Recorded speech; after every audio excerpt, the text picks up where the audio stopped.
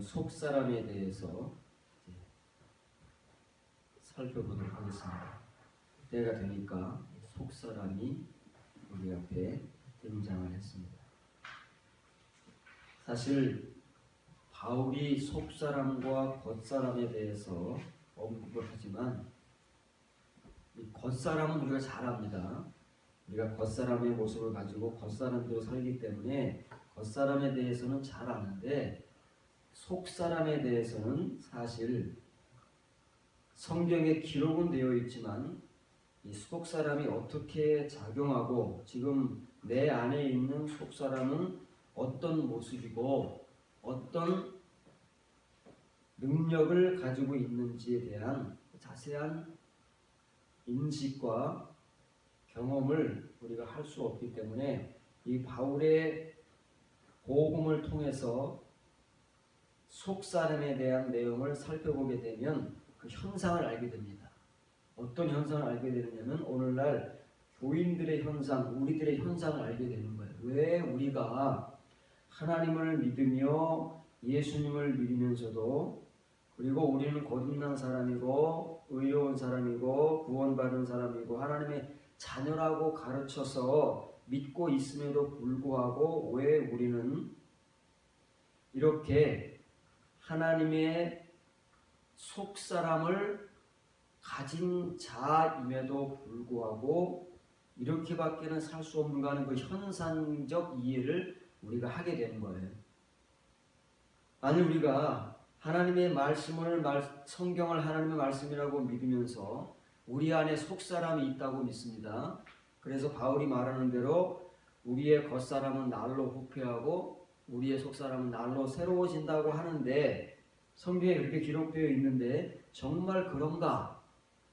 라는 스스로에 대한 물음과 그 말씀이 우리 가운데 역사하지 않는다면 성경에 기록되어 있는 그 말씀은 우리와는 별로 상관이 없는 말씀으로 성경에만 고이 모셔져 있는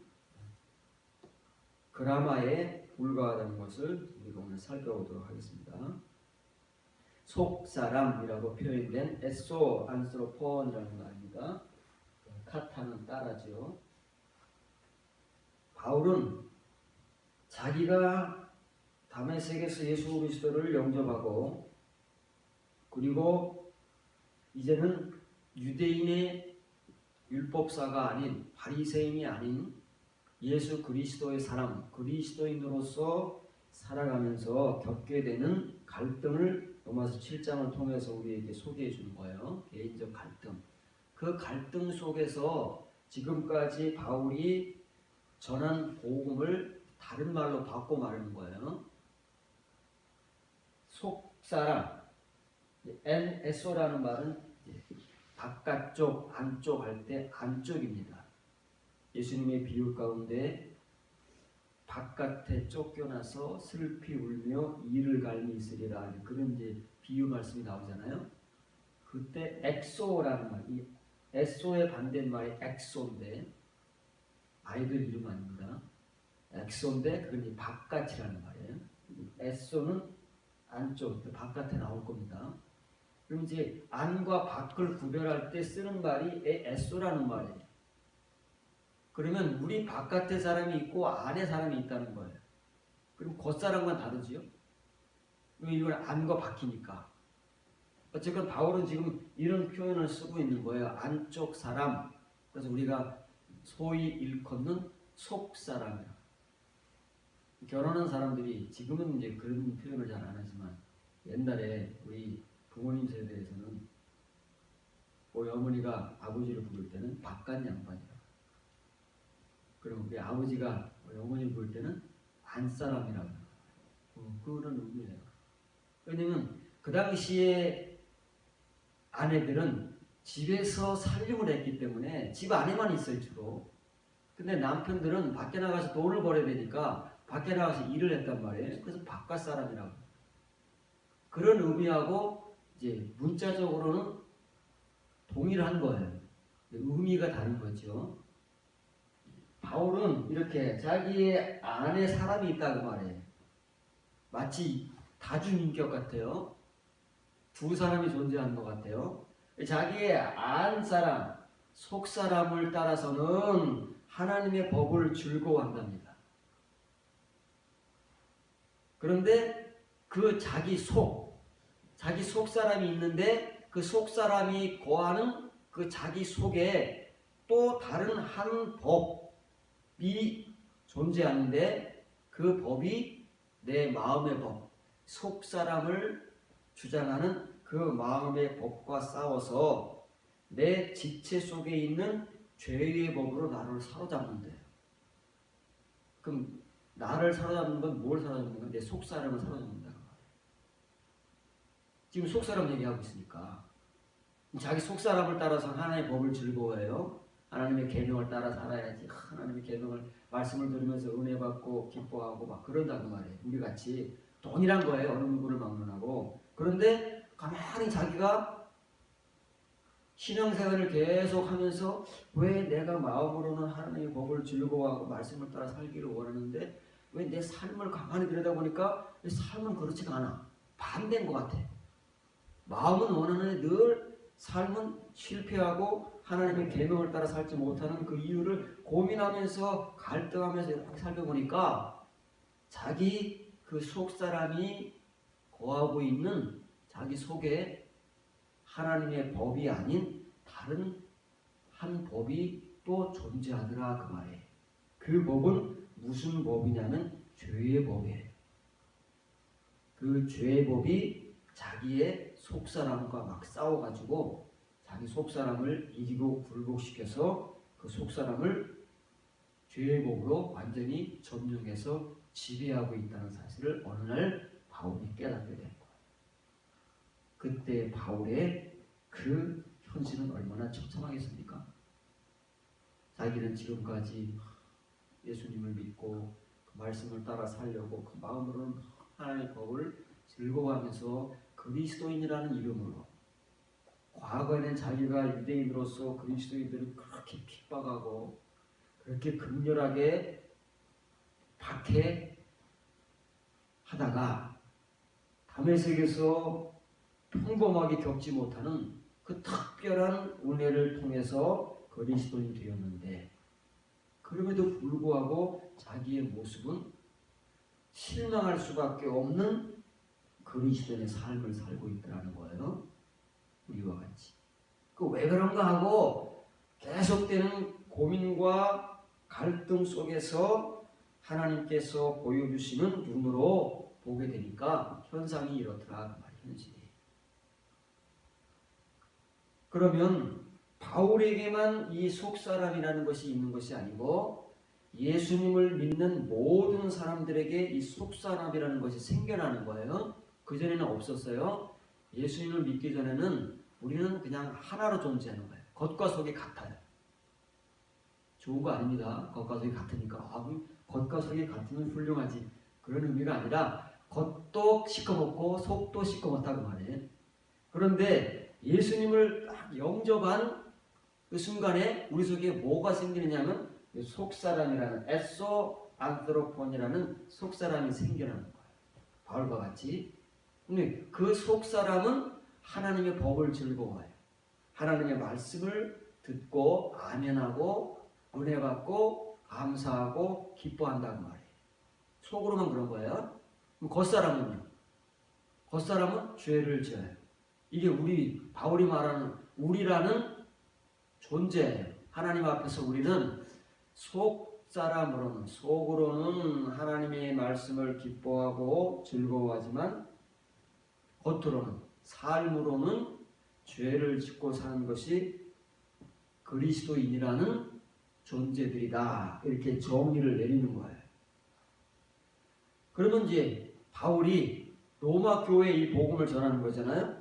왜냐고 하면 로마 교인들도 이런 현실 속에 있기 때문에 바울이 겪었던 이런 현실을 어느 누구도 마찬가지로 다 따라간다고 말해요. 이런 걸 거쳐가지 않는 사람이 없어요.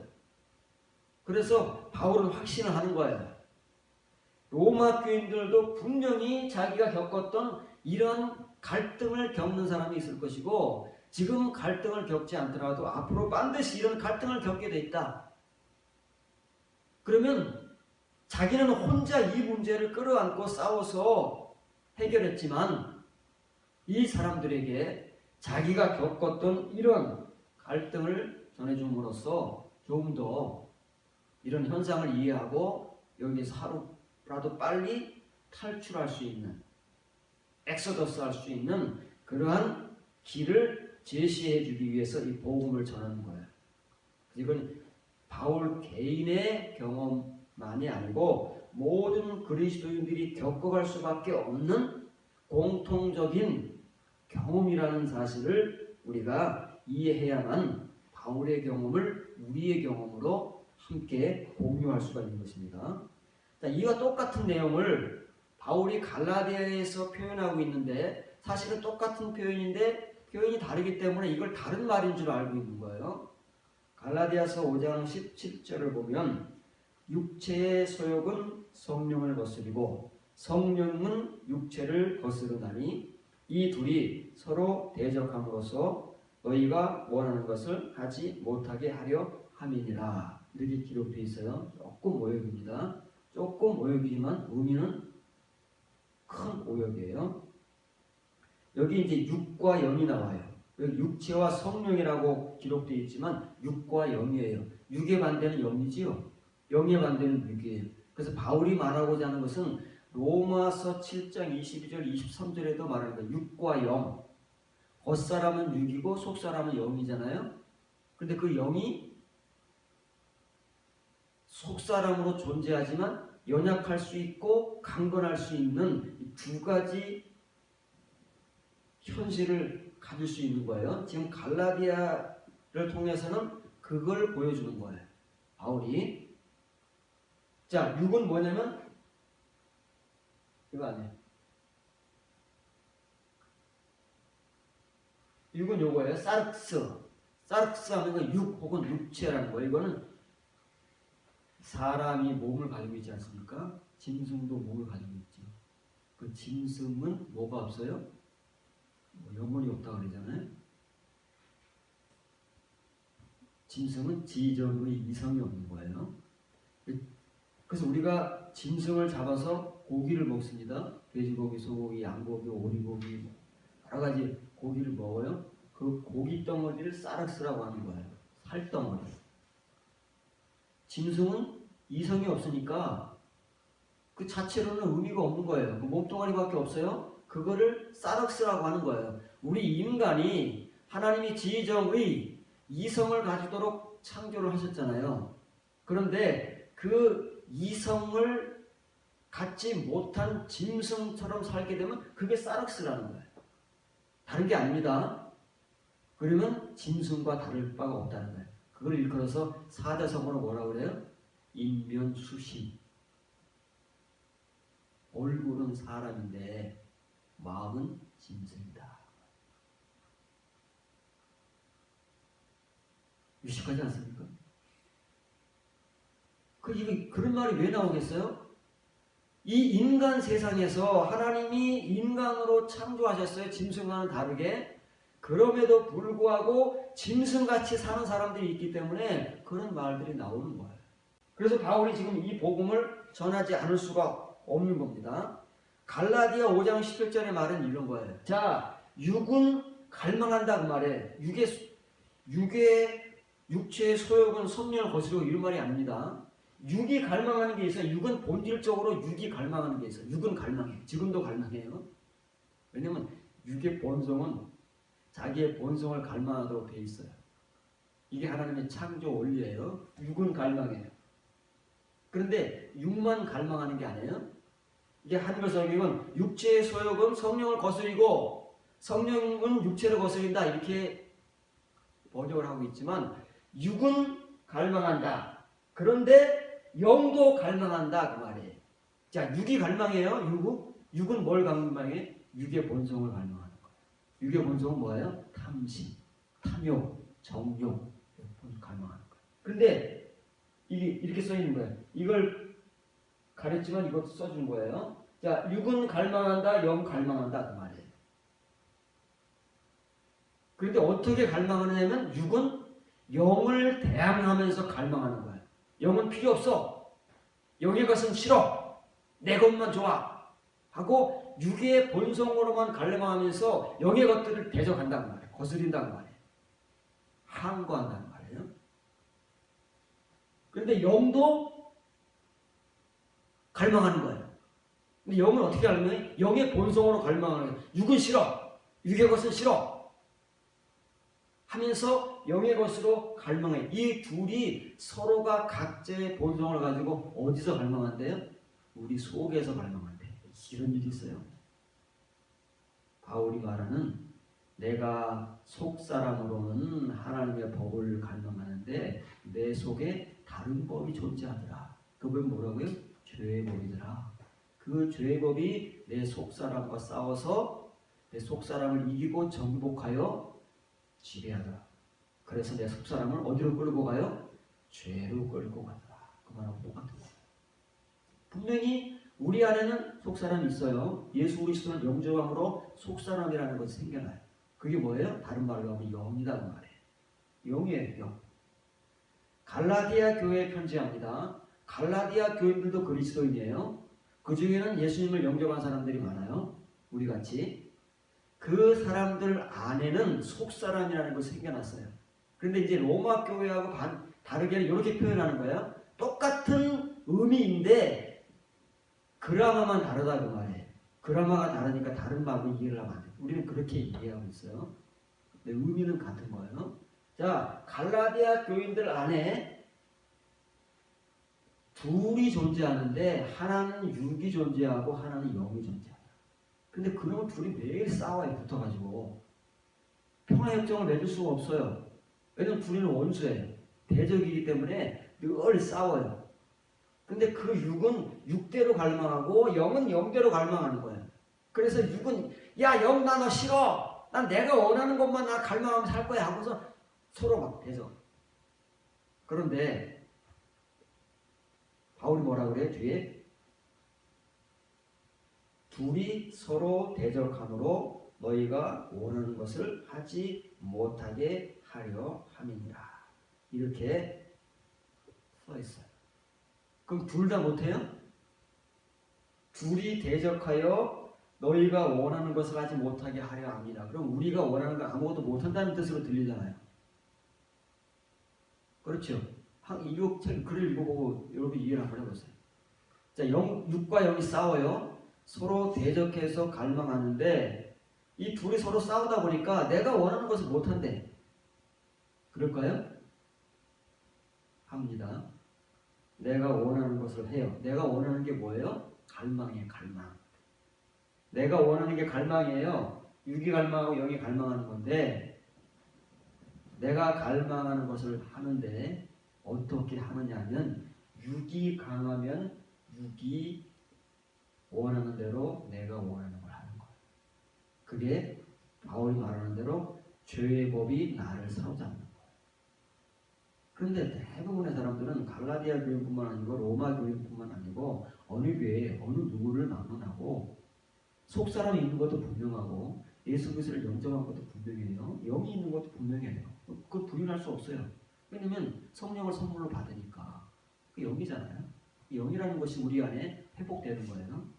아담으로 인해서 소멸되었던 영이 이제 회복되는데 근데 그 영이 회복되고 우리 안에 거하는 건 사실이지만 너무 미약해요. 지금 상태로. 바울도 예수 그리스도를 다메섹에서 영접하고 나서 보니까 자기 안에 속사람이 생긴 걸 나중에 알았어요. 영이 존재한다는 걸 알았어요. 그런데 영만 존재하고 속사람만 존재하는 것이 아니라 자기 안에 다른 법이 존재하는 것도 나중에 알게 되는 거예요. 그게 뭐예요? 죄의 법이에요. 그 육이에요. 그래서 내 속사람과 육이 늘 싸워요. 왜? 내 속사람으로는 하나님의 법을 즐거워하고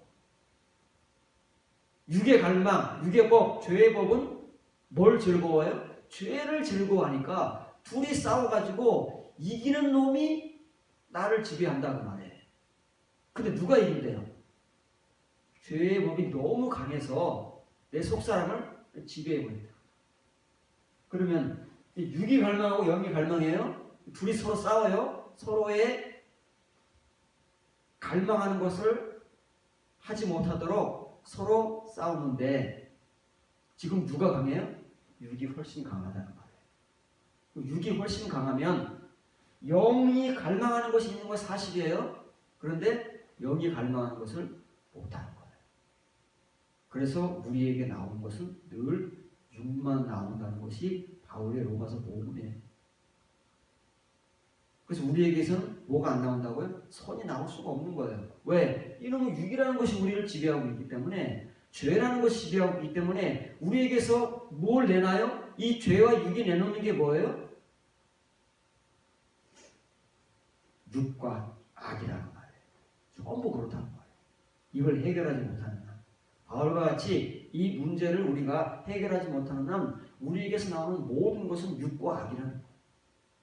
그래서 그 말 하는 거예요. 그걸 바울이 로마서에서 하는 말을 이해를 하지 못하면 우리는 바울이 하는 이 복음을 들을 수가 없어요. 우리가 바울의 복음을 통해서 우리의 이 문제를 해결하고 바울과 같은 삶을 살아갈 수가 없어요. 바울은 특별한 사람, 우리의 눈에 특별한 사람이지만 하나님의 눈에는 특별한 사람이 아니에요. 모든 하나님의 성도는 바울 같은 길을 거쳐서 바울 같은 성도가 돼야 되는 것이 너무 당연하지 특별한 사람이 아니다. 우리는 뭐 바울, 다윗 그리고 뭐 굉장히 우리하고는 너무 동떨어진 존재는 사실이지만 그렇게 보는 거예요. 왜냐면 지점이 다르니까. 우리가 그 사람들이 걸어간 발자취를 따라가본 적이 없으니까 그렇게 생각을 하는 것뿐이지, 신구약 성경에 나오는 모든 성도들은 다 동일한 거예요. 하나님 앞에서는 다 이런 길을 거쳐간 사람들이라는 말이에요.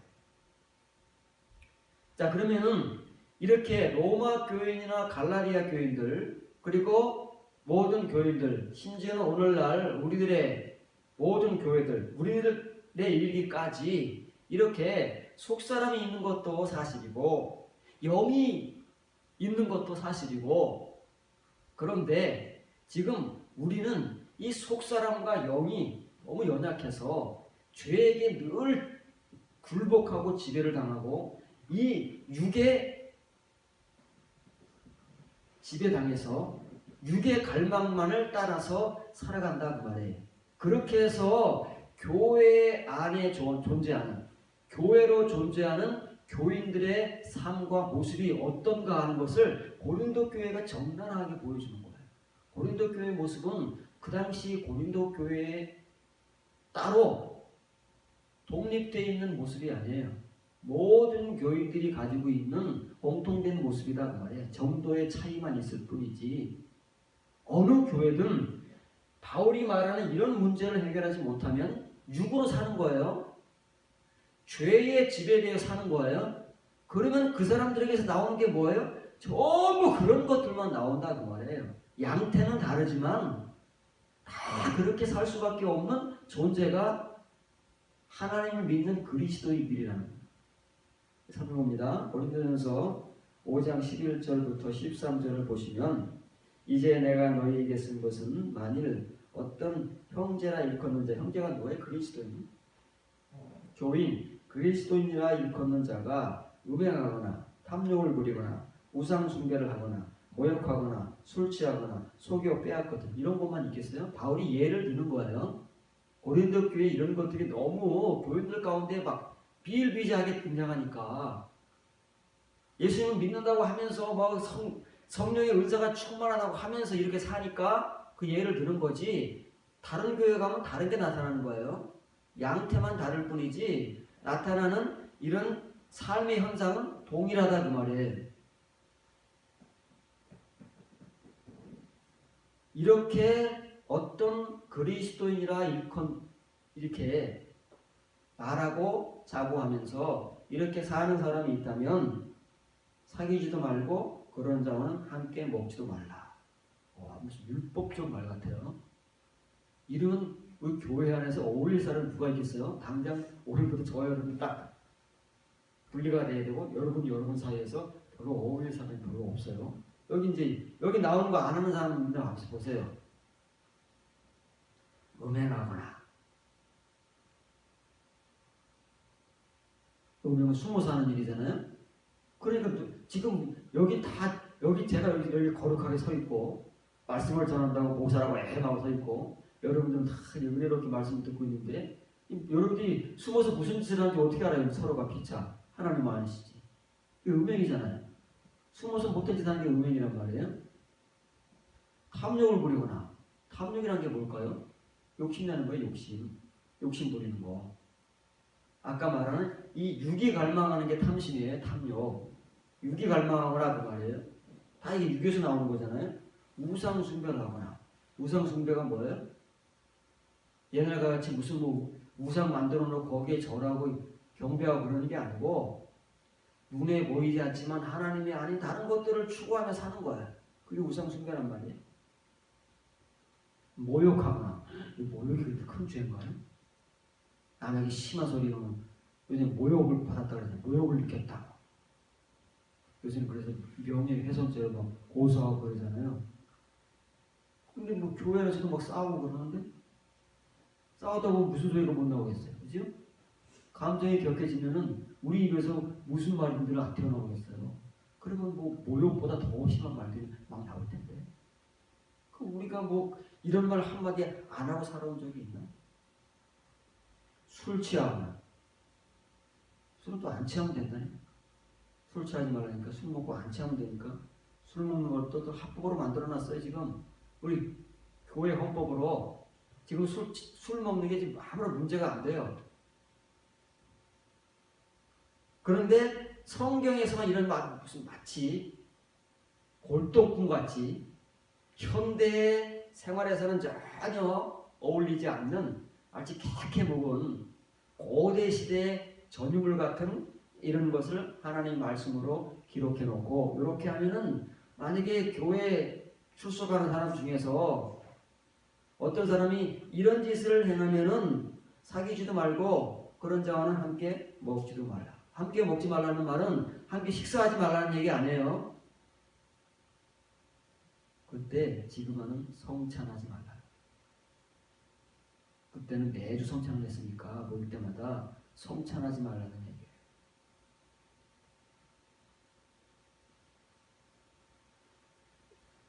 밖에 있는 사람이 아까 소개해줬죠. 이제 에소의 반대말이 엑소라는 말이에요. 엑소는 바깥이라는 말이에요. 그 앞에 관사가 붙으면 사람들이 돼요. 투수는 복수이니까 사람들을. 바깥에 있는 사람들을 판단하는 것이야 바울에게 상관이 없어요. 바깥에 있는 교회 바깥 믿지 않는 사람들은 무슨 상관이 있겠어요? 그 사람들 어떻게 살든 원래 그 사람들의 삶인데 그렇잖아요. 우리도 과거에 그렇게 살아왔듯이 그렇게 살아가는 거 그거 뭐 당연한 거예요. 그런 사람들에게 왜 그렇게 하냐 뭐 잔소리가 필요 없어요. 잔소리일 뿐이지. 지금 바울이 누구에게 말하는 거예요? 교회 안에 있는 사람들은 문제가 된다고 말이에요. 교회 안에 있는 사람들이 누구길래요? 그리스도인이니까. 교인들이니까. 신자들이니까 문제가 된다고 말이에요. 그 사람들이 뭐예요? 투스 에소예요. 교회 안에 있는 사람들이 속사람들이다 그 말이에요. 교회 안에 있는 사람들이 너희가 판단하지 않느냐 판단해야 된다 그 말이에요. 판단한다는 말은 분별해야 된다 그 말이에요. 밖에 있는 사람들은 하나님이 심판하실 것이다. 밖에 있는 사람만 심판해요. 심판은 교회부터 시작돼요. 지금 말이에요. 지금. 밖에 있는 사람들은 하나님이 알아서 심판하실 것이다. 그런데 교회 안에 있는 사람들은 하나님이 알아서 심판하시는 것이 아니라 우리가 분별해서 그 사람들을 지금 현재 교회 안에 거하면서 그리스도인이면서 속사람이라고 하면서 성령을 선물로 받았다고 하는 영의 사람이라고 하면서 이런 일들을 하고 있다면 이런 사람들 어떻게 해요? 교회에서 쫓으래요. 와, 이런 교회가 어디 있어요 지금? 서로가 다 이러고 있는데 누가 누구를 쫓아내겠어요? 여기 서 있는 우리부터 쫓겨나야지.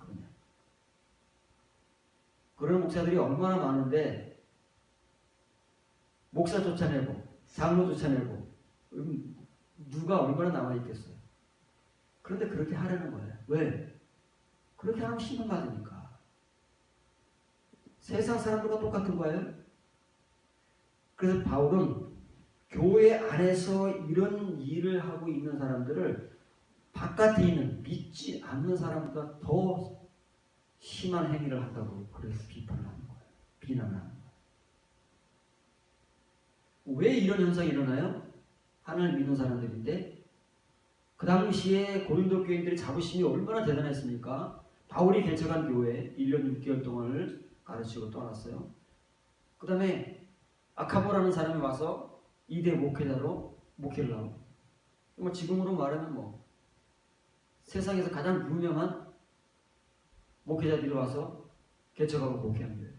옛날에는 지금은 그런지 모르지만 저희가 신학교 다닐 때는요. 교회에서 세례를 받잖아요.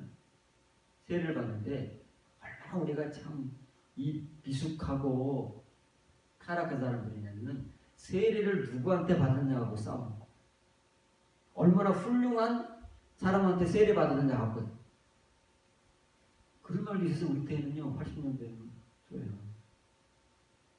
이만큼 우리는 이런 외모를 중시하기 때문에 그런 틀에서 벗어나기가 쉽지 않은 거예요.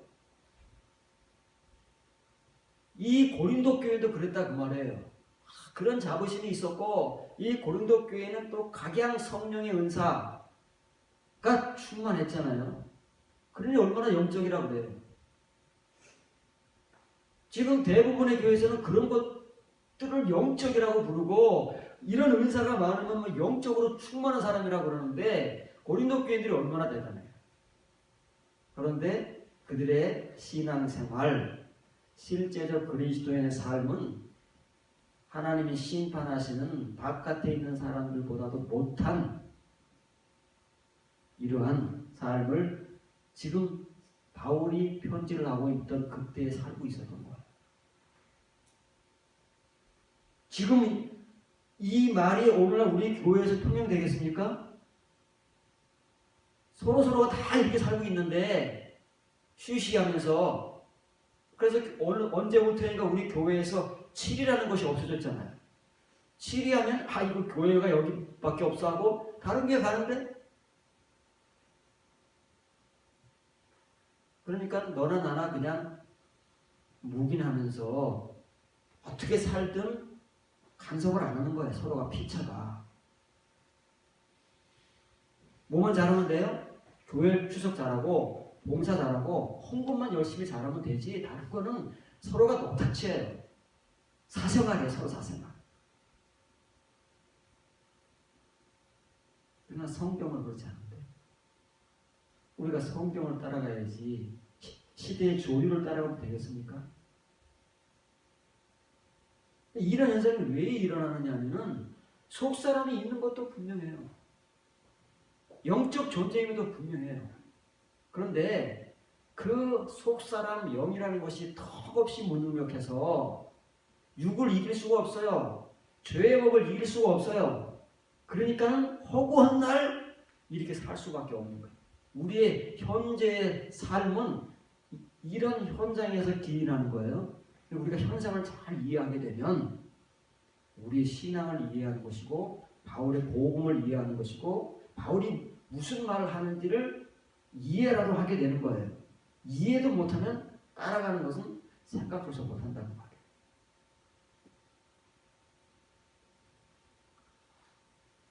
그럼 어떻게 할 거냐는 말이에요. 바울이 고린도 교회에 이런 그들의 적나라한 문제만 파헤쳐가지고 막 그냥 비판하고 이런 설교만 하고 끝이냐. 그렇지 않다는 말이에요. 바울은 복음을 전하는 자잖아요. 이면의 복음. 이런 생활을 청산하고 하나님의 거룩한 성도의 삶을 살게 하기 위해서 복음을 전하는 사역자이기 때문에 복음을 전하는 거예요. 이런 고린도 교인들의 문제를 해결할 수 있는 그들의 현실의 삶을 청산하고 정말 교인이나 신자가 아닌 하나님의 성도로 살아갈 수 있는 복음의 길을 반드시 제시하게 되기 때문일까요? 우리와는 달라요. 고린도후서 4장 16절 17절 보시기 바랍니다. 그러므로 우리가 낙심하지 않아요. 이게 고린도 전서를 통해서 고린도 교회 문제를 적나라하게 파헤치고 드러내고 실체를 그들 앞에 펼쳐 보이면서 너희가 이런 존재들이다. 이 영적 갓난아이들아 라고 그들의 정체성을 확 드러냈잖아요. 바울의 이런 복음을 듣고 고민하고 고통을 당하는 사람들이 있다고 그랬잖아요. 그런 사람들이 이제는 우리가 이렇게 더 이상 이렇게 살아서는 안 되겠다고 막 열심과 깔망을 통해서 하나님 앞으로 쑥 나온 사람들이 있다고 그러잖아요. 그 사람들을 대상으로 쓰는 편지가 고린도 후서라는 말이에요. 그런 사람들을 그런 사람들이 수신자예요. 전체가 아니고. 그러므로 우리가 낙심하지 아니하노니. 자, 당연히 우리를 보면 낙심할 수밖에 없는 거예요. 바울도 과거에 자기를 보고 낙심했듯이 낙심할 수밖에 없어요. 근데 그것뿐이면 낙심이 돼요. 그것뿐이면. 그런데 바울은 그 뒤의 세계를 경험하고 뒤의 세계의 삶을 살고 있기 때문에 지금 현실이 그렇더라도 바울의 복음을 듣고 이렇게 쫓아나온 사람들이 있잖아요. 그런 사람들에게 지금 이제 소망을 주는 거예요. 소망의 복음을. 그렇더라도 낙심하지 말아라. 낙심으로 끝날 일이 아니다. 물론 낙심되는 것은 사실이지만 낙심으로 끝날 일이 아니다. 이런 것들을 통해서 이런 고민과 갈등 이런 삶을 통해서 계속 그렇게 당연시하게 살아가는 사람들이 어쩔 수 없지만 여러분들과 같이 내 복음을 통해서 고민하고 갈등하고 고통을 겪으면서 하나님이 주신 근심으로 말미암아 여러분들이 열심을 가지고 이 복음을 듣기 위해서 나온 사람들이라면 우리의 겉사람은 이 복음을 듣고 하나님의 인도하심을 통해서 날로 나아가지게 되어 있다. 반대로 우리의 속사람도 날로 새로워지게 되어 있다. 그럼 언제 어떻게 누구에게서 이게 중요한데 우리는 그게 없잖아요. 그냥 이 말만 하는 거예요. 신앙의 연륜이 지나가면 이렇게 되는 겁니까? 기도 열심히 하고 은혜 받으면 이렇게 되는 거예요? 그래서 지금 교회 생활을 수십 년 하고 직분을 받고 은혜 받고 뭐 영적으로 충만하다는 사람들의 삶이 거룩한 삶으로 살아가는 모습을 보이고 있습니까? 다른 사람들은 제쳐두고 우리 목사, 저를 비롯한 우리 목사들이 가장 먼저 앞장서야 될 우리들이 여러분들이 그런 모습을 보여주고 있습니까? 그럴 수가 없어요. 그것은 교리로 되어지거나 우리가 이런 문자의 글을 읽고 은혜 받았다고 해서 되어지는 게 아닙니다. 이해했다고 해서 되어지는 게 아닙니다. 실제를 경험하지 못하면 영원한 거예요. 언제 이루어질지 모르는 거예요. 자, 보세요. 바울이 하는 말은 우리의 겉사람. 속사람이 반대말이 겉사람이잖아요. 바깥사람. 겉사람은 날마다요. 헤메라 카이 헤메라. 하루하루 오늘 내일이 달라야 된다는 말이에요. 오늘 내일이 달라야 돼요. 이 복음을 듣는 사람은 오늘과 내일이 달라야 돼요.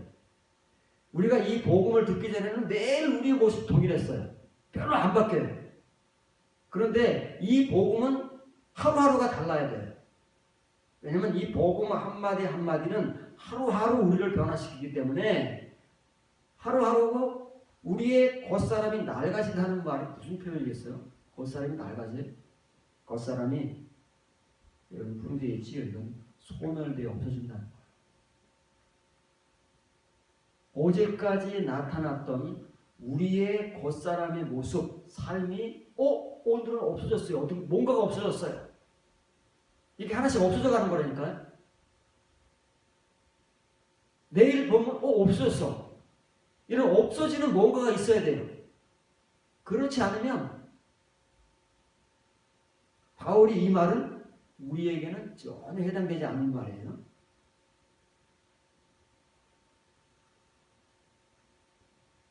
겉사람은 이거 파괴된다는 말이에요. 파괴되면 어떻게 돼요? 잿더미가 계속 없어지는 거예요. 다시 쌓을 수가 없어요. 우리의 속사람도 어떻게 돼요? 겉사람이 파괴되는 만큼 속사람이 새로워지는 거예요. 그렇죠? 그전에는 속사람이 있는 것도 사실인데 그 속사람이 거하는 곳에 죄의 법이 같이 거해서 이 속사람이 늘 눌려 사는 거예요. 그런데 바울의 고린도 전서의 복음을 듣고 하나님의 근심을 통해서 고통을 겪으면서 하나님 앞으로 나온 고린도 후서의 수신자들이 있어요. 그 사람들은 이제 그 속사람의 문제가 과거와는 달리 이 복음을 통해서 그동안의 고통과 근심을 통해서 이제 바울을 통해 듣는 이 고린도 후서의 복음들이 이 사람들이 하루하루의 삶 속에서 겉사람이 파괴되고 겉사람이 소멸되는 그런 경험을 한다고 말해요. 전부는 아니지만 조금씩이잖아요. 전부가 아니에요. 갑자기 조금씩 이제 파괴되고 소멸되는 동시에 속사람이 그만큼 새로워지는 거예요. 새로워진다는 표현을 보세요. 속사람도 지금까지는 에소 안드로포스였잖아요. 그런데 여기 땡이라는 글자가 붙었어요. 이 땡은 우리가 배웠습니다. 아노땡, 저 위로부터. 그때 쓰는 말이 땡이에요. 어디로부터. 그러면 이 에소는 아니잖아요. 안으로부터. 지금까지 바울이 말하던 에소 안트로폰, 예수 그리스도를 영접함으로써 우리 안에 있던 그 속사람을 얘기하는 것 같은데 그 안으로부터 생겨난 사람이란 말이에요. 근데 이거는 뭐야 돼요? 새로워진다는 말이 아니에요. 그건 한글적 표현이지요.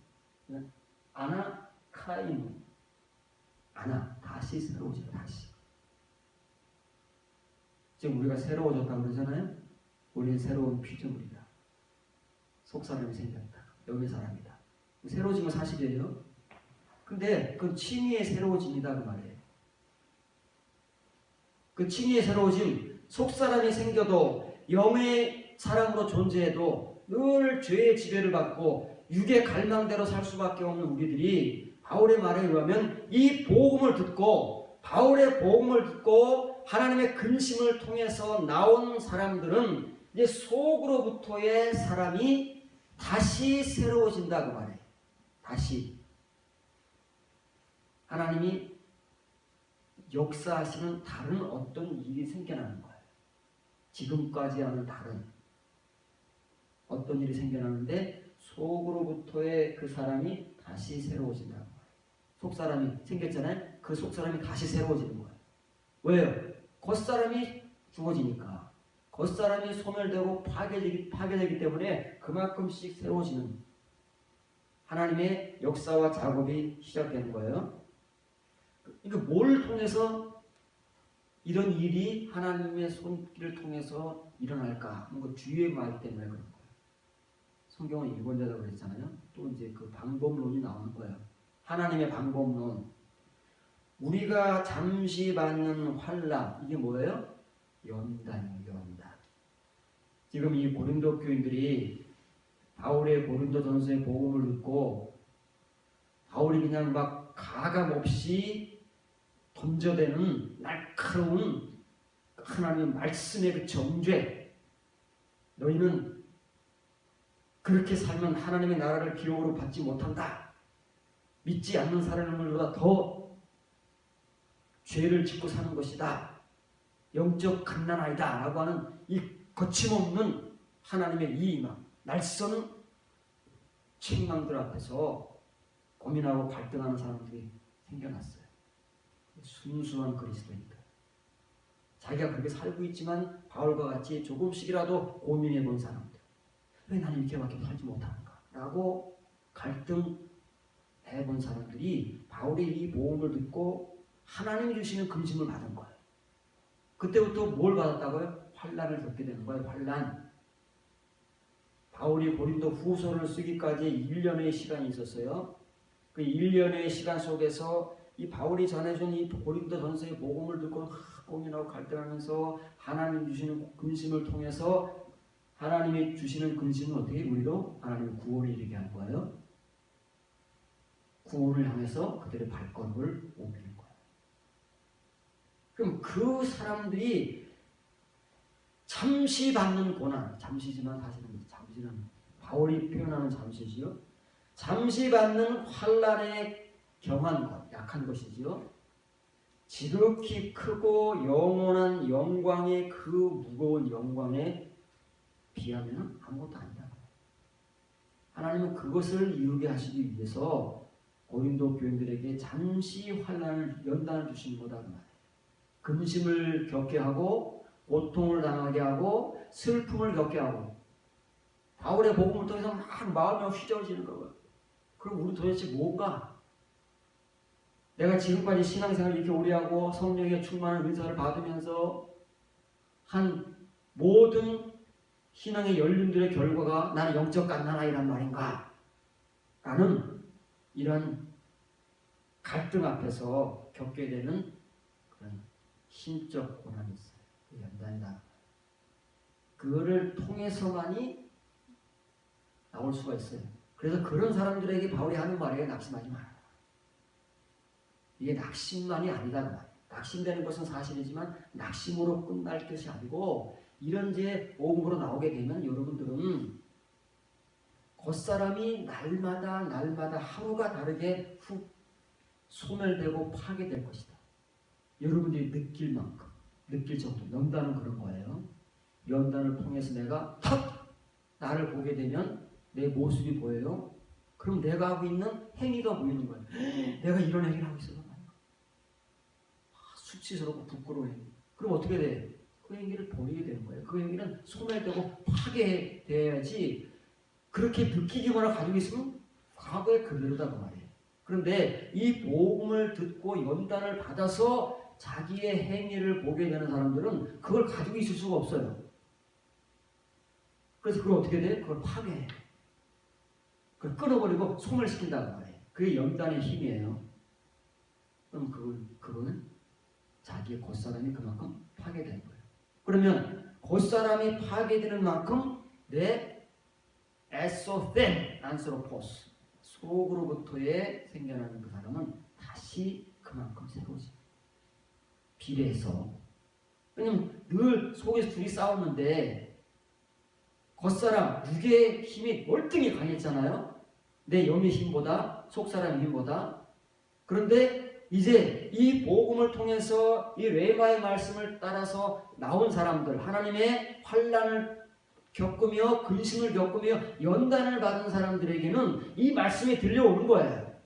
그리고 이 말씀이 그 사람들에게서 능력을 발휘하는 거예요. 그러면 어제까지와는 다르게 오늘, 내일, 그 다음 또 내일 하루하루의 우리의 삶은 과거의 칭의의 삶과는 다르다는 거예요. 이 말씀이, 이 복음이 그 사람의 겉사람을 하나씩 한 부분씩 파괴하고 소멸시키면서 이 에소텐 안스로포스를 다시 새롭게 한다. 다시 새롭게 한다는 것은 무력한 상태에 있던 그 현실에서 강하게 만든다.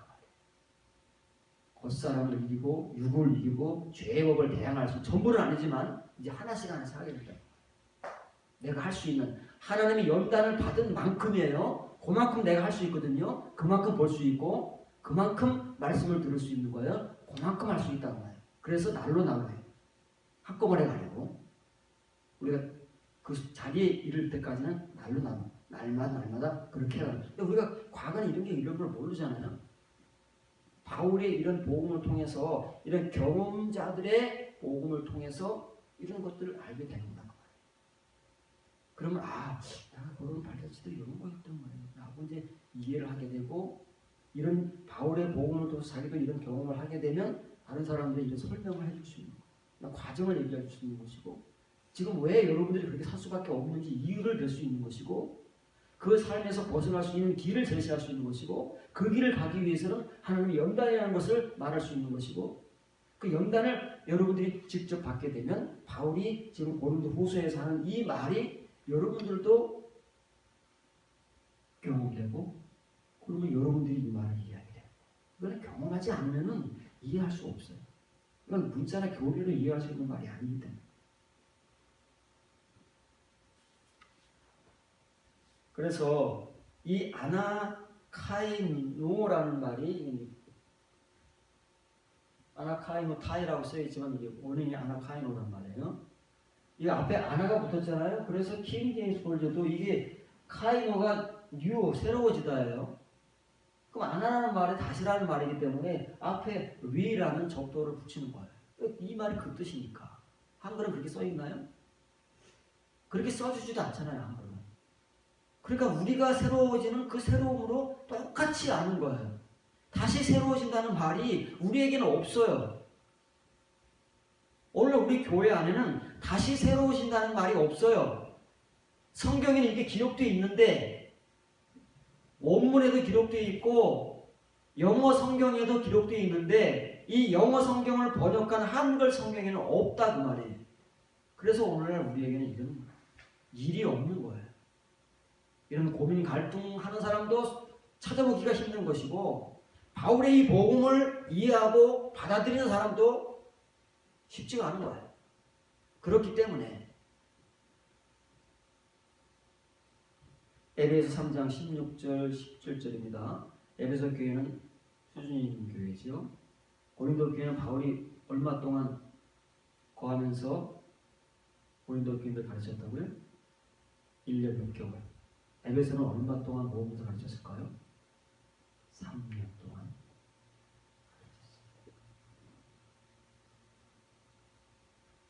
그래서 에베소 교회는요, 수준이 좀 있어요. 칭의교회 중에 수준이 높아요. 에베소서를 읽어보면 알겠지만 벌써 쓰는 내용이 달라요. 그렇죠? 아주 내용이 깊고 완전히 소위 말하는 신학적으로 하나 뭐라나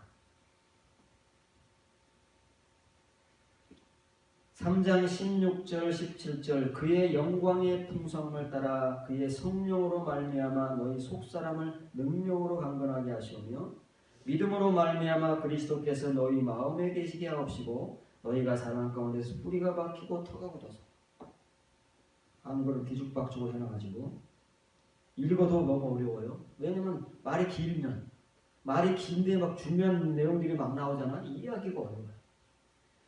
그의 영광의 풍성함을 따라 하나님의 영광의 풍성함을 따라 그의 성령으로 말미암아 너희 속사람을 능력으로 강건하게 하시며 믿음으로 말미암아 그리스도께서 너희 마음에 계시게 하옵시고 너희가 사랑 가운데서 뿌리가 박히고 터가 돼. 그래서 몇 가지가 나오는 거예요.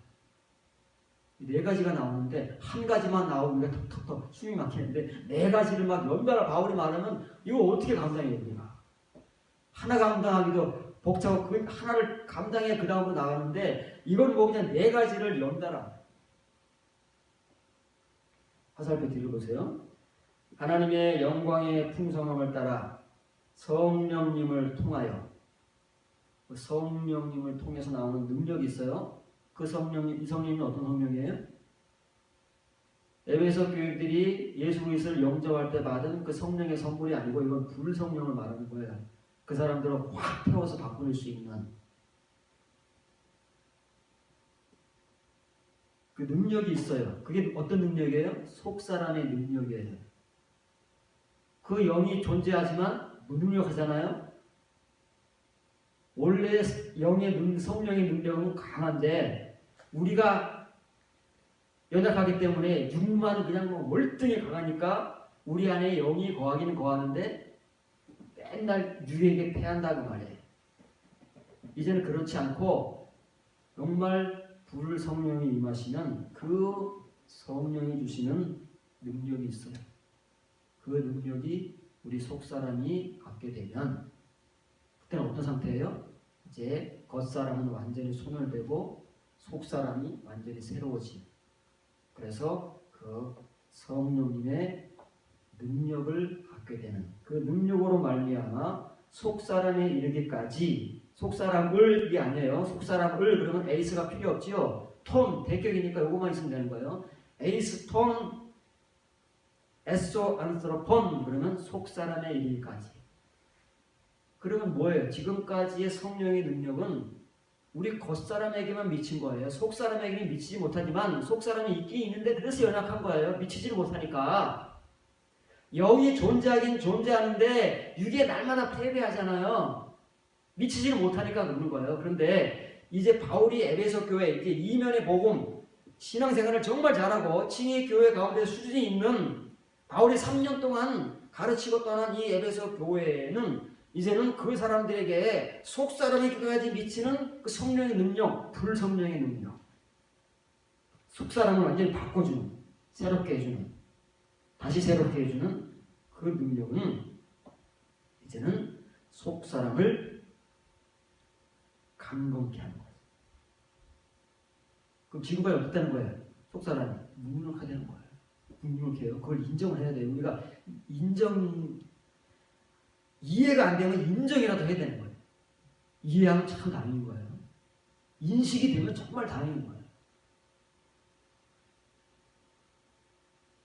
그런데 이제 바울이 전하는 복음을 통해서 고린도 교인들이 이렇게 되면 그 사람들의 이제 속 사람이 어떻게 된다고요? 강건해진다. 이제는 능력이 생기기 때문에 강건해진다. 그럼 강건해진다는 건 뭐예요? 육과 대항할 수 있다는 거예요. 싸워서 이길 수 있다는 거죠. 강하다는 것은. 그렇잖아요. 이 약함, 무능력에서 강건해진다 그러면 그 강건해진 만큼 얼마큼 강건해진지 모르지만 그만큼 이기는 거예요. 아까 뭐라 그랬어요? 날마다 겉사람은 파괴되고 소멸되고 속사람은 그만큼 새로워진다. 다시 새로워진다. 그 뜻이에요. 그만큼 이길 수 있는 거예요. 그만큼. 바울이 지금 그 말하는 거예요. 근데 이 말이 무슨 말이냐? 하나님의 영광의 풍성함을 따라 성령님을 통하여 불성령을 통하여 그 성령님의 능력으로 말미암아 너희 속사람에 이르기까지 강건해지는 것이 바로 그 뒤에는 나오는 말과 동의어다 그 말이에요.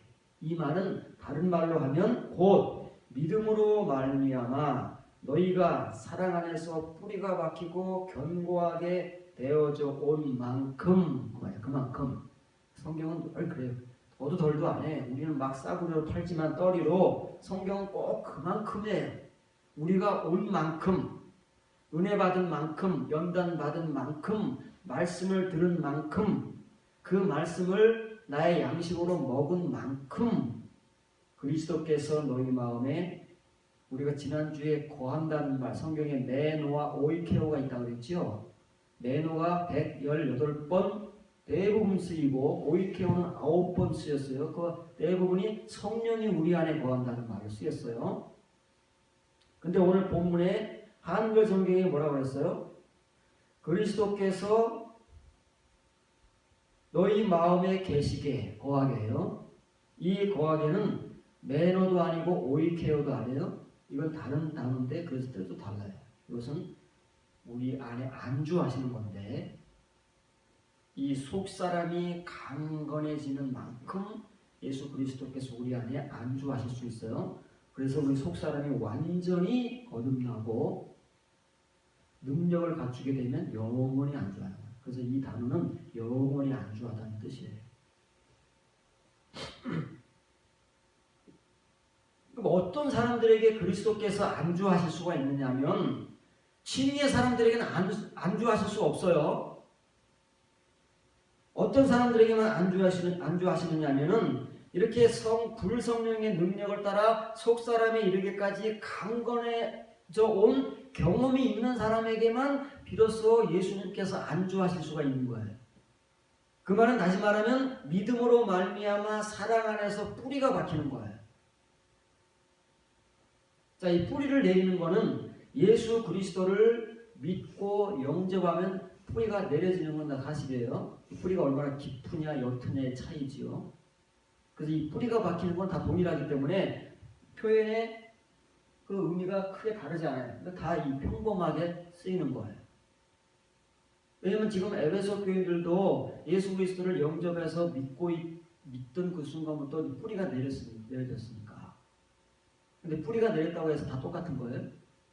길가의 비유에서 같이 돌밭에 말씀이 뿌려지면 기쁨으로 받잖아요. 그런데 어떻게 뿌리가 깊지 못한 거. 뿌리가 내렸냐가 중요한 게 아니고 뿌리가 얼마나 깊으냐가 더 중요하기 때문에 이걸 이해를 해야 되지. 뿌리가 바뀌었다니까 다 똑같은 줄 알아요. 그렇지 않아요? 그래서 이걸 이제 다 공통적으로 쓰는 거예요. 뿌리가 바뀌었다는 말은 다 누구든지 뿌리는 내리니까.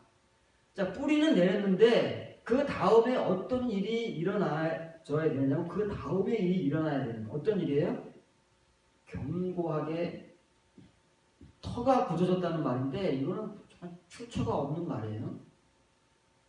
뿌리가 박히고 그 뿌리가 깊이 박힐수록 어때요? 그 심겨진 것이 견고해지는 거잖아요. 뽑히지 않고. 우리가 뿌리가 깊이 막 엉클어서 박힌 나무를 뽑기가 쉬워요? 안 쉬워요? 안 쉬우니까 톡으로 자르는 거 아니에요. 우리 경고해줬다는 거예요. 근데 이 경고해줬다는 말이 앞에 태가 붙어서 현재 완료가 되버립니다. 현재 완료가 되면 뭐예요? 이 뿌리가 박힌 그날부터 그 뿌리가 굳건해지려면 어떻게 돼요? 내리고 뿌리를 계속해서 지금까지 내려온 사람들이가 말이에요. 그런 사람들에게만 해당되는 말이라니까요.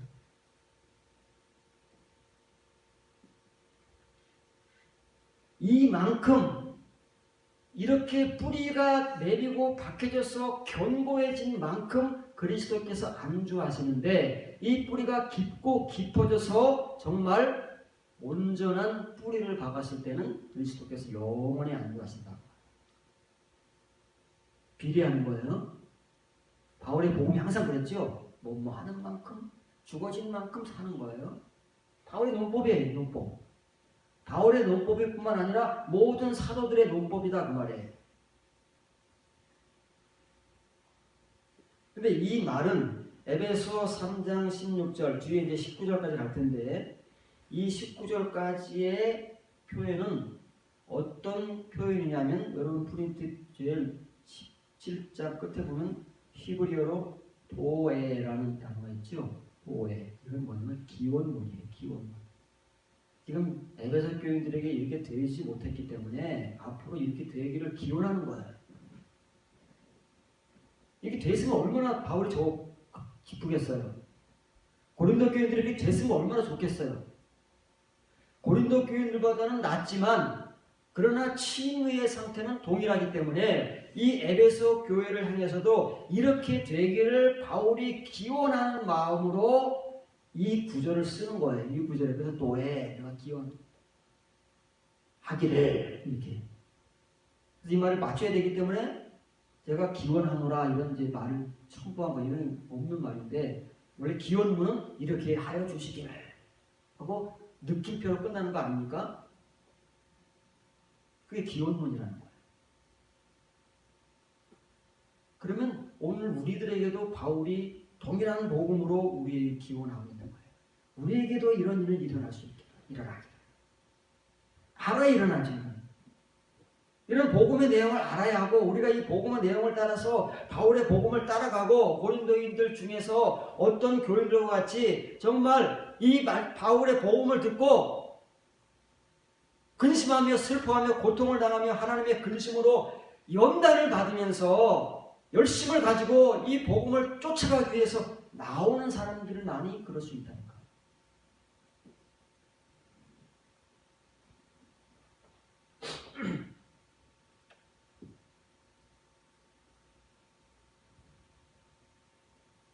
그럼 바울은 지금 에베소 교회를 향해서는 이렇게 막 4개까지를 한꺼번에 막 그냥 쓰는 거예요. 한 가지는 우리가 소화하기 힘든데 아주 줄줄이 쓴다는 말이에요.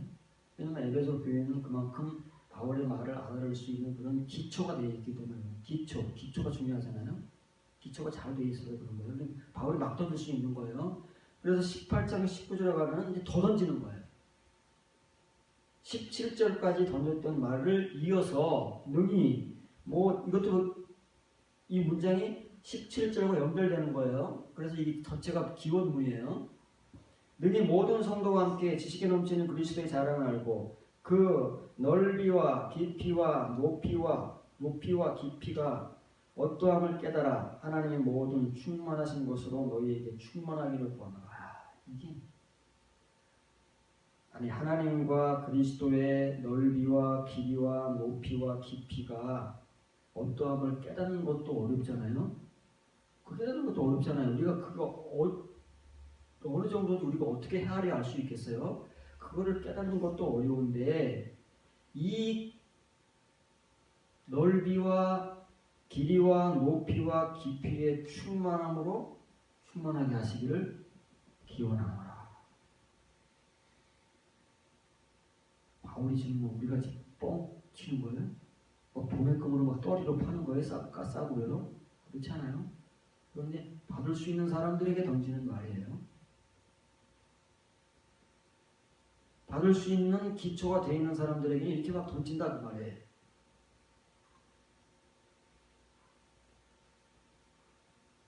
자, 그러면 그 넓이와 길이는 우리가 알지요. 넓이와 길이 이건 알잖아요. 전체 면적의 넓이잖아요.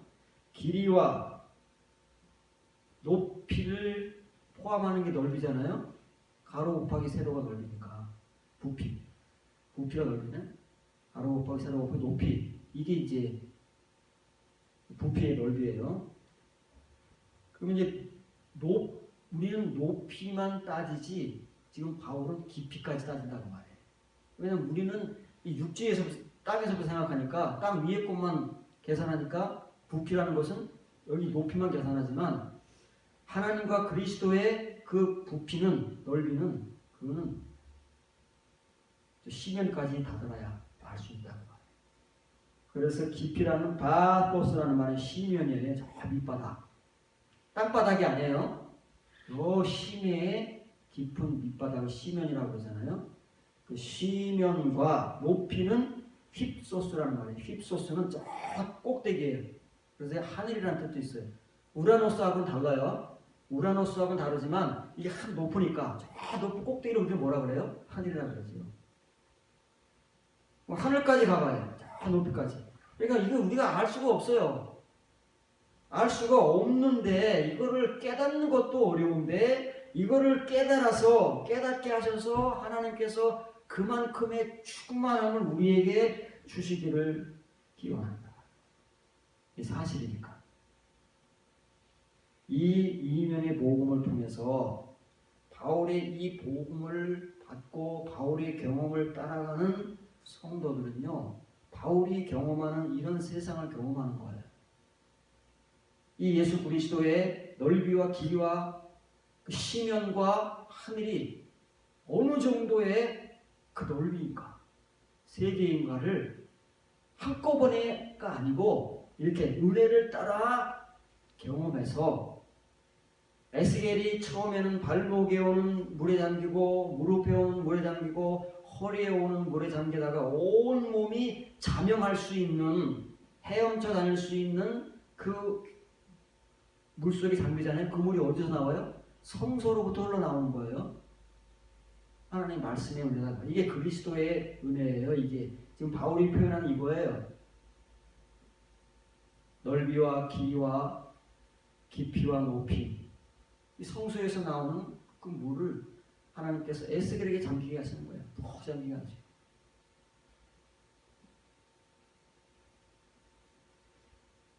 이렇게 해서 한글이 지금 표현이 잘못되어 있는데요. 이를 발견하여 알도록 능력 있게 하려 하심이니 말이에요. 이렇게 하나님께서 이걸 우리에게 하려고 한다는 말이에요. 근데 그 이유가 뭐냐고 말이에요. 이렇게 해서 뭘 우리에게 하려고 하시냐. 그 뒤에 나오는 말은 희나로 연결되는 이유를 나타내는 이거 때문이다. 이것 때문에 우리로 하여금 그리스도의 넓이와 길이와 깊이와 높이를 깨닫게 하신 거예요. 깨닫게 하셔서 그 세계를 우리에게 경험하게 하신다고 말이에요. 그 이유가 뭐냐? 그 이유는 하나님의 모든 충만하심에 이르도록 충만케 되게 하시기 위하여. 이게 하나님의 목표고 우리를 향하여 가지고 계신 계획이에요. 그런데 우리는 이런 거 관심이 없어요. 아직 하나님의 은혜를 털 것만큼도 맛보지 못해놓고 다 맛본 양 우리가 말을 한다고 말해요. 이런 세계는 발도 들여놓지 못한 존재인 우리가 하나님께서는 우리를 이렇게 만드시기를 원하시는데 이런 건커녕 아직 그 그리스도의 넓이와 길이와 깊이와 높이에 발도 못 담갔어요. 에스겔같이 발목이라도 잠겼으면 다행이에요. 발바닥에 찰랑찰랑거리고 있는 정도인 우리가 마치 하나님의 은혜를 다 맛보고 아는 것처럼 이렇게 막 말한다. 그래서 바울이 말하는 이 하나님의 그 목표, 뜻을 이해하지 못하면 이 하나님의 세계로는 못 들어가는 거예요. 그 바깥에서는 우리가 열심히 살다가 천국문에 가면 천국문 바깥의 존재로 전락하는 거예요. 바깥에 있으니까 안에 못 들어와 본 존재는 다 바깥 사람이에요. 안 사람은 안 사람인 거예요. 그러면 하나님께서 우리에게 한글로 표현한 하나님의 모든 충만하심에 이르도록 충만케 되게 하려 하심이니라. 그 말이 무슨 뜻이냐 그 말이에요. 이건 그 말은 이거예요. 희나 이것 때문이다 그 말이에요. 엑세스 휘세테라는 말은 엑세스 휘세테 목소리예요. 이거는 크 발음이 아니고 허 발음, 원어민 발음입니다. 엑세스 휘세테 크리스도가 아니라 크리스도. 이건 능력 있게 하려 하심이라 그 말이에요. 능력 있게 하려고 그러는 거 하나님께서 우리에게 능력을 주시려고. 지금 우리가 능력이 없잖아요. 속 사람의 능력이 없는 거예요. 여기 능력이 너무 무능력한 거예요. 그런 우리에게 바울과 같이 능력 있게 하시기 위하여 뭘 통해서요? 하나님의 그 불성령의 능력을 통해서 그 능력으로 말미암아 능력 있게 하시려고. 어디에 뭐 하는데 능력 있게 하냐고. 물리적인 능력, 뭘 행하는 능력이 아니에요. 물론 이제 선을 행하는 능력이지만 먼저는 이 능력. 한글 성경에는 빠져 있지만 이 중요한 거를 빠뜨린 거예요. 하나님의 모든 충만하심에 이르도록 충만케 하라. 이게 너무 추상적인 거예요. 딴 나라 얘기를 하고 있는 거예요. 이 말은 무슨 말이냐면 하나님의 그 충만하심을 지각하여 알도록 능력 있게 하려 하십니다. 이게 어려운 거예요. 지각하여 안다는 게 그만큼 어려운 거예요. 우리는 아직 우리의 지각이라는 것이 원래의 지각만을 가지고 있기 때문에 속지각이 열리지가 않았어요. 말씀을 깨달을 수 있는 지각이 열리지가 않아서 이 지각하기가 어려운 거예요. 그래서 바울이 에베소 교회에 필립스 쓰잖아요. 먼저 이걸 지각하고 알아야 돼요. 지각하고 알 수 있는 능력이 생겨나야 그리스도의 넓이와 길이와 깊이와 높이가 어떤지를 비로소 알게 되는 것이고 그 속으로 발을 들여놔서 그 속의 세계를 맛보고 경험할 수 있다 그 말이에요. 그걸 위해서 에베소 교인들이 뭘 먼저 해야 되냐면 이걸 먼저 해야 돼. 그런데 이게 지금 아직 이루어지지가 않았어요. 그래서 바울이 이걸 기원하는 거예요. 저와 여러분들에도 기원합니다. 우리 역시도 이렇게 되기를. 오늘날 모든 교회의 교인들이 이렇게 됩니다. 사랑하는 마음. 바울은 복음을 맡은 자잖아요. 복음을 맡은 자는 모든 사람이 대상이란 말이에요.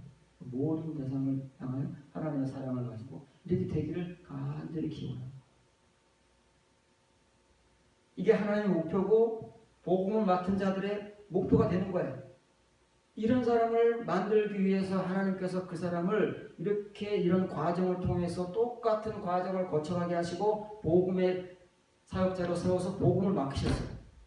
그러니 바울과 사도들이 이 복음을 맡았잖아요. 그럼 그 사람들은 어떻게 했어요? 이런 길을 안 걸어갔겠어요? 안 걸어가면 못 전하는 거예요. 모르는데. 이 세계를 모르는데. 바울과 사도들 역시 똑같은 길을 하나님의 계획과 목적에 따라 다다랐기 때문에 이 사람들도 이 세계를 너무 잘하는 거예요. 서신서의 내용들이 다 이런 내용들이잖아요. 우리는 전혀 모르는 내용들, 사도들만이 겪고 그의 동역자들에게 먼저 전해서 그의 동역자들이 복음을 받아서 함께 경험한 이 하나님의 세계, 이 광활한 세계의 영적 세계를 우리에게 알게 하는 거 아니에요? 가르쳐서. 그러니까 하나님의 목표가 그건데 하나님께서 직접 이루시는 게 아니라 이 복음의 사역자들에게 복음을 맡기셔서 그것을 전하게 하심으로써 이루게 하시는 거예요. 지금까지 하나님의 말씀의 종, 정말 이렇게 말씀의 종이 된 자들, 하나님의 복음을 맡아서 하나님이 부르신 자들이 있어요. 누구요? 양의 문으로 들어온 사람, 고길로만 들어온 사람. 온갖 잡동사니로 다 넘어 들어온 사람들은 다 가짜예요. 예수 그리스도의 문을 통해서 들며 날며 꼴을 먹은 만큼 그 꼴을 전해주는 자, 바울 같은 사도 같은 동료들 같은 그런 사람들만이 목자다. 선한 목자. 예수 그리스도가 선한 목자, 그걸 주고 오신 거예요. 그걸 누굴 통해 주세요? 예수님의 문을 통해서 들며 날며 들어가며 나가며 그리스도의 꼴, 그 레마의 말씀을 먹고 또 먹고 그 먹은 곳으로 양식을 나눠주는, 말씀을 전하는, 복음을 전하는 그 사람들이 예수님과 같이 선한 사도들이, 이 바울이에요. 우리가 그 복음을 들어야 바울이 서신서를 통해서 전하는 성도의 삶, 베드로와 야고보와 요한이 전하는 그 하나님의 거룩한 성도의 삶을 실제적으로 살면서 우리의 속사람이 그만큼 강건해지고 그만큼 하나님의 그 세계를 지각하여 알 수 있는 능력을 갖게 되는 성도로 하나님 앞에 서는 거예요.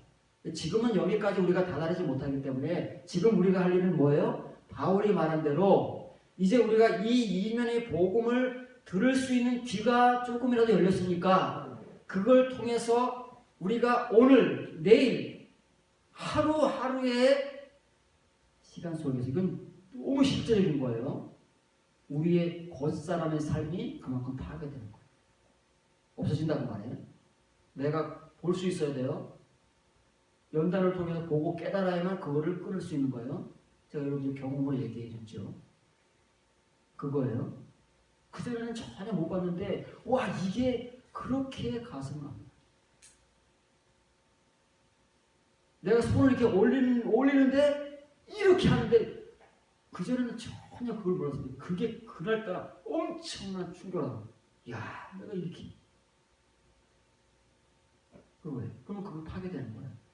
다시는 못해요. 그걸 어떻게 하겠어요? 그거를 파괴하는 만큼 속사람이 그걸 하지 않을 수 있는 능력을 갖게 되는 거예요. 그게 연단이라는 거예요. 근데 이제 그게 어떻게 일어진다고요? 여러분들 생활 속에서 하루. 이건 이제 어제 다르고 오늘 달라야 돼요. 뭔가가 한꺼번에 확 바뀌진 않아도 이렇게 미묘한 것 같지만 여러분들이 감지할 수 있는, 느낄 수 있는 나의 어떤 행위들이, 모습들이 이렇게 조금씩 바뀌어가는 게 이 말씀을 듣는 능력이라고 말해요. 바울이 말하는 게 그거예요. 그걸 통해서 여기까지 나오는 거예요. 이게 계속되는 거니까.